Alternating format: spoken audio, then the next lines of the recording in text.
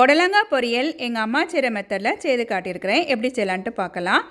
புடலங்காய் இது என்னோடய ஃப்ரெண்டு வீட்டில் தோட்டத்தில் உள்ள புடலங்காய். இதில் ஒரு சின்ன பீஸ் கட் பண்ணி எடுத்துகிட்டு வந்து பொரியலுக்கு கடுகு, உளுத்தம்பருப்பு, வெங்காயம், பச்சை மிளகாய், தேங்காய், கருவேப்பிலையெல்லாம் எடுத்துருக்குது. புடலங்காயில் மேலே உள்ள போர்ஷனை இந்த இதை கம்ப்ளீட்டாக செதுக்கி எடுத்துடணும். அதோட வச்சு குக் பண்ணக்கூடாது. இதை கட் பண்ணி உள்ளாடி இருக்கிற இதை எடுக்கணும். இதையும் நம்ம யூஸ் பண்ண மாட்டோம். யாராவது சட்னி ஏதாவது பண்ணுவீங்க, ஏதாவது ரெசிபி பண்ணிங்கன்னா ஷேர் பண்ணுங்கள். சின்ன சின்ன பீசஸ் ஆட்டு புடலங்காய் வெட்டி எடுத்துகிட்டு தேங்காய் எண்ணெய் போட்டு கடுகு, உளுத்தம்பருப்பு போட்டு சின்ன சின்னதாக வெட்டின வெங்காயம், பச்சை மிளகாய் போட்டு நல்லா வதக்கிட்டு கருவேப்பிலையும் போட்டுட்டு இதை கொஞ்சம் வதங்கினதுக்கப்புறம் சின்ன சின்னதாக வெட்டின புடலங்காய், உப்பு, தண்ணி லைட்டாக தெளித்து விட்டுட்டு இதை மூடி வச்சு வேக வைக்கலாம். இடையிடையே எடுத்து இதை கிளறி விடணும்.